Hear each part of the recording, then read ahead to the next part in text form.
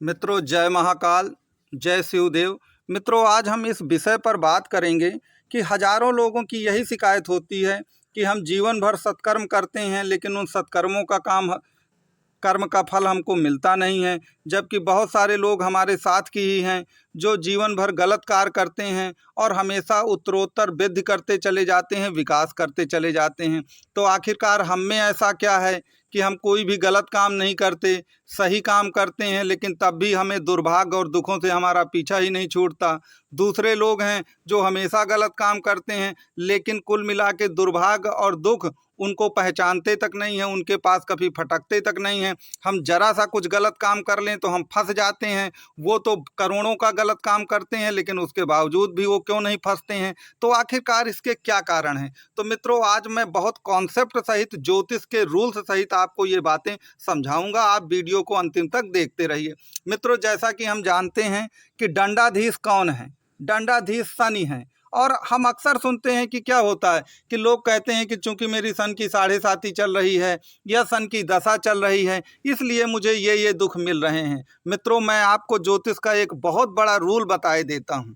आप ये चीज ध्यान से सुनिएगा मेरी बात को, कि यदि आपकी कुंडली में सन की दशा आने ही वाली है, मान लीजिए साल, 6 महीने, 2 साल, 3 साल आने ही वाली है सन की दशा, तो याद रखिए, यदि आपकी सन की दशा आने वाली है और आप उस दौरान, दशा आने से पहले अगर आप गलत कार्यों में रत हैं, तो ये बात लिख करके नोट कर लीजिए कि जैसे ही शनिदेव की महादशा चालू होगी, आपके ऊपर दुखों का पहाड़ टूट ही पड़ेगा। अब यहीं से उस कॉन्सेप्ट को निकालिए कि जो दूसरे लोग हैं वो दुख क्यों नहीं पाते हैं। मैं इसकी भी एक कॉन्सेप्ट आपको बता देता हूं कि मान लीजिए आपका जन्म आश्लेषा, ज्येष्ठा या रेवती नक्षत्र, जो बुध के नक्षत्र हैं, इन नक्षत्रों में अगर आपका जन्म होता है तो आपकी बुध की महादशा चलेगी। और हमको मालूम है कि सभी 9 ग्रहों की महादशाओं को अगर जोड़ लिया जाए तो वह 120 वर्षों की होती है। तो कहने का तात्पर्य यह है कि जब आप 101 वर्ष के हो जाएंगे तब आपकी सन की दशा आएगी। तो इसका मतलब है कि जीवन में आपको कभी भी सन की दशा मिलनी ही नहीं है। तो जब सन की दशा हमको कभी मिलनी नहीं है, तो हमारे ऊपर दुखों का वो पहाड़ कभी टूटना भी नहीं है।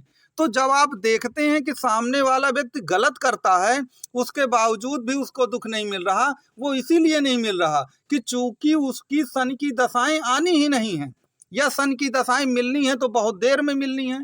तो लेकिन आपके साथ ऐसा क्यों है? क्योंकि आपको वह गलत दशाएं ही मिल रही हैं, आपको सही दशा नहीं मिल पा रही है, जिसके कारण से आपके ऊपर दुखों का पहाड़ टूटता चला जा रहा है। दूसरा, मैं आपको एक उदाहरण दूं कि मान लीजिए आपका जन्म जो है पुष्य अनुराधा या उत्तरा भाद्रपद, जो शनि के नक्षत्र हैं, उसमें होता है।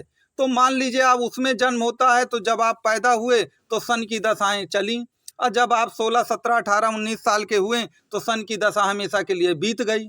तो अब चूंकि सन की दशा आपको मिलनी ही नहीं है, तो वो दुखों का अंबार जो है वो निकल गया है। अब आप कुछ गलत भी करते हैं, अब दूसरा व्यक्ति आपको देखकर यही कहेगा कि ये व्यक्ति तो गलत कर रहा है, लेकिन तब भी इसको कुछ नहीं हो रहा, मैं तो सही काम भी कर रहा हूँ, तब भी मेरे साथ गलत होता चला जा रहा है। तो आप इस बेसिक कॉन्सेप्ट को समझें और मुझको कमेंट बॉक्स में सब लोग ये लिख करके बताइए कि क्या आपकी सन की दशा आने वाली है या आ चुकी है।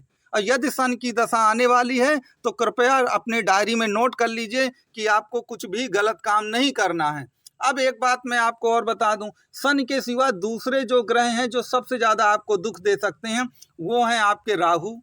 अब राहु के लिए मैं आपको एक चार्ट से, जो कि कर्क लग्न का चार्ट मैं आगे आपको दिखाऊंगा कि वास्तव में राहु आपको इतना ज्यादा कष्ट क्यों देंगे। तो याद रखिए, अगर राहु की दशाएं आपकी आने वाली हैं और राहु की पोजीशन आपकी कुंडली में अच्छी नहीं है, तो मान लीजिए कि राहु शनिवत होते हैं, सन की तरह ही आपको दुख देते हैं।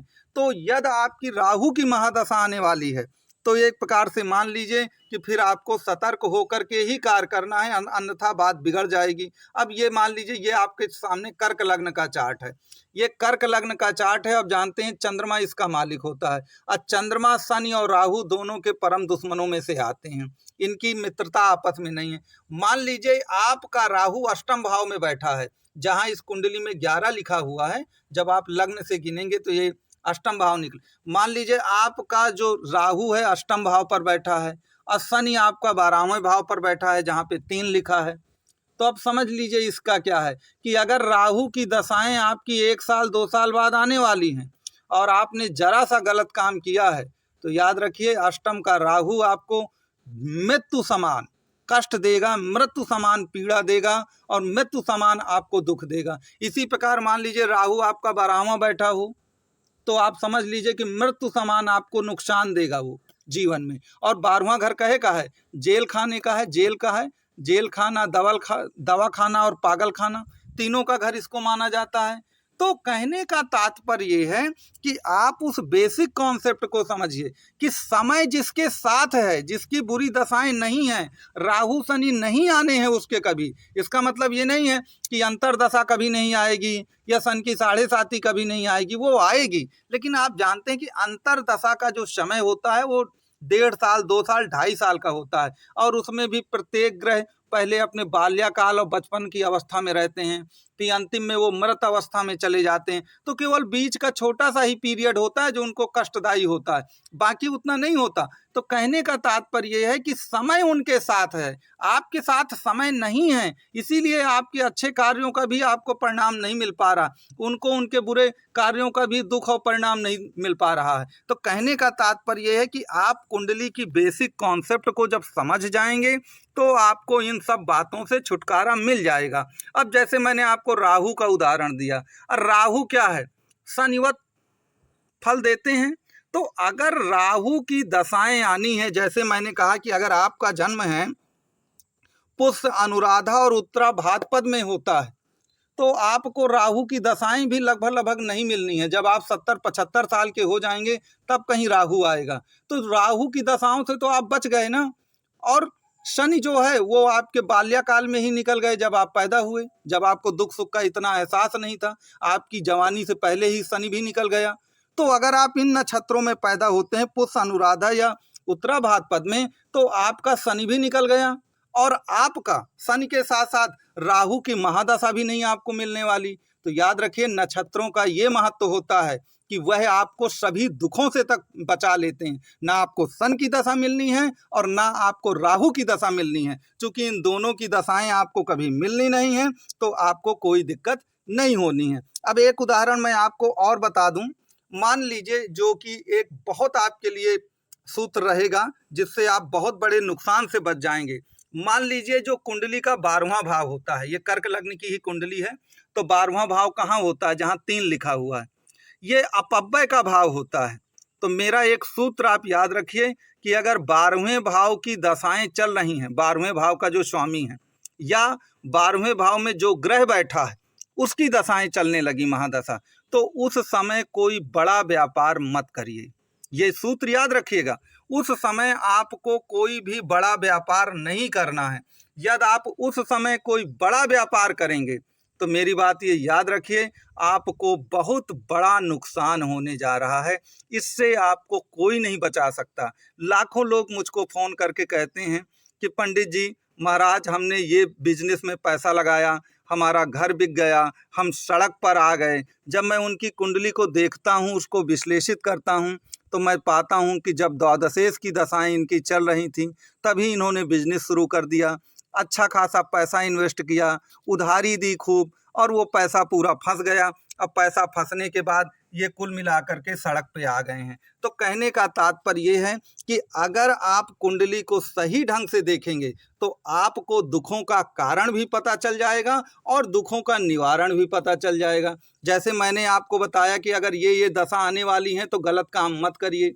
अब याद रखिए शनि क्या है, शनि हार्ड वर्क, डेडिकेशन का प्रतीक है, ऑनेस्टी का प्रतीक है। तो अगर शनि की दशा आने वाली है और आप हार्ड वर्क, ऑनेस्टी और डेडिकेशन दिखाते हैं तो शनि आपको पुरस्कृत करेगा, दंडित नहीं करेगा। दूसरा, जब आपको ये मालूम है कि खराब दशाएं मेरी आने ही वाली हैं, तो आपको मालूम है कि जब सैलाब आने वाला होता है ना, तो खाने पीने की व्यवस्था लोग अपने आप बहुत जल्दी कर लेते हैं और सुरक्षित स्थानों में पहुंच जाते हैं। तो चाहे आप किसी भी लग्न के हों, किसी भी राशि के हों, आपकी 12 राशि में चाहे मेष, वृष, मिथुन, कर्क, सिंह, कन्या, तुला, वृश्चिक, धनु, मकर, कुंभ, मीन, कोई भी राशि हो, कोई भी लग्न हो, जो चीज़ें मैंने आपको बताई हैं, जो उपाय, अगर इस ढंग से आप पहले से ही अपना बचाव कर लेंगे। अब बचाव कैसे करेंगे शनि राहु से?